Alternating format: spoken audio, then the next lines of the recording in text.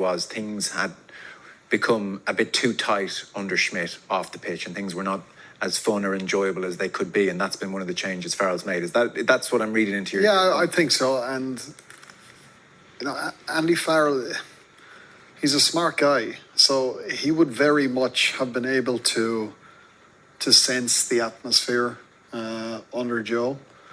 And now I wasn't directly involved with Andy when he took over as head coach, but that was the first thing he changed. And it's paying enormous benefits. And as Sean says, when they're happy, that's when they play their best rugby.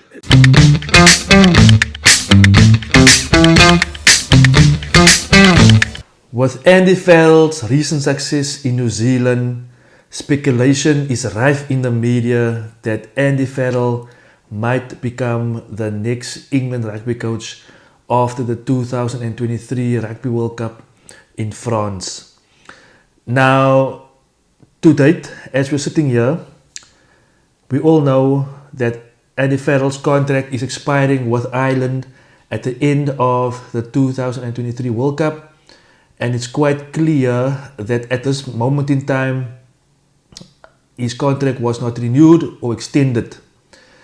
So, it might be that either Ireland are looking to have a place or keep a place for Rowan O'Gara, or Andy Farrell would like the opportunity to coach his native England. So I would like to take a moment just to see what Andy Farrell's stats are as the national coach of the Ireland rugby team. So Andy Farrell joined Ireland in 2019. Since 2019, he's played 27 games, of which he's won 20. He lost 7, and that leaves him with a winning percentage of 74.07%. In this year's Six Nations, Andy Farrell's Ireland team, they won the Triple Crown, as well as the historic victory in New Zealand, and they went on to win the series in New Zealand 2-1. The win in the third and final test propelled Ireland to the number 1 ranked team in Rugby World's world rankings. Many people look at Andy Farrell's success with Ireland and they would immediately assume that his success with Ireland will translate into success with the England rugby team. However, I must stress that the rugby landscape in Ireland is totally different to the rugby landscape in England. Now, the Irish national team is made up of mostly players of Leinster who plays together week in and week out, whereas the England rugby team is made up from various rugby clubs in England. The English Gallagher Premiership has a total of 13 rugby clubs, and whoever is coached there has a choice of choosing any player from that pool of 13 clubs. So there's a video on YouTube called The Rise and Decline of Australian Rugby. And this video covers a very important aspect of successful rugby teams, and that is the need of cohesion within rugby teams. Here's the video. I'll just play a short clip of the video and then we can see what it takes from there. By selecting players from only 2 teams, the Wallabies had a higher level of cohesion than the British Home Nations and even the All Blacks. This was illustrated by the 1986 Wallaby team that won the Bledisloe Cup in New Zealand for the first time in 37 years.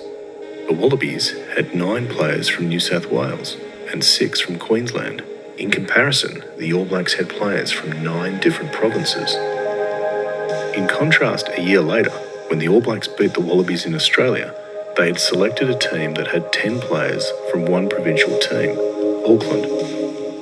In 1991, when Australia won their first World Cup, the Wallaby team had a combined total of 366 starting caps for Australia.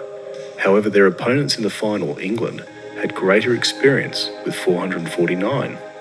But prior to the World Cup, the New South Wales and Queensland sides had played a total of 24 games. This increased the shared game time between Wallabies, making them more cohesive. But in addition, the Wallabies also had a second level of shared experience, with players in combination positions having played together at their same local club. Two of these players in the back line had even played together from the age of 12. By comparison, the English team had players from 6 different clubs from the English Club League. In this case, the Wallabies' greater level of cohesion gave them an advantage over a more experienced opponent. So here we see that Australia, when they were super successful, their teams were mostly made up from players from the Reds, Queensland, and from New South Wales or the Waratahs. Likely when New Zealand had teams mostly from the Crusaders or Auckland, they were very successful. Likewise, the Springboks, when they won the 2007 Rugby World Cup, the core of the team was made from that successful Blue Bulls team who won Super Rugby the previous year. So Andy Farrell, he has a setup in Ireland that fulfills this cohesive theory, whereas in England will be a totally different story. So I think if Andy Farrell should get the England job, I would suggest or recommend, if ever Andy Farrell sees this video, I would like to say, Mr. Andy Farrell, what I recommend you do is to identify 40 players from the pool of the hundreds of players that you have under your wing as national coach, and stick with that 40 players for the next 4 years to build that cohesion. That is something that Clyde Woodward actually did when he used that 4-year cycle, and he sticked with a group of players. And what he actually done is he built caps. He built caps so that his group might have enough experience and caps to be successful at the Rugby World Cup. And we see that New Zealand, they usually do that. They've got super experienced teams. The Springboks did it in 2007 where Jake White used the same philosophy as what Clyde Woodward used to build caps.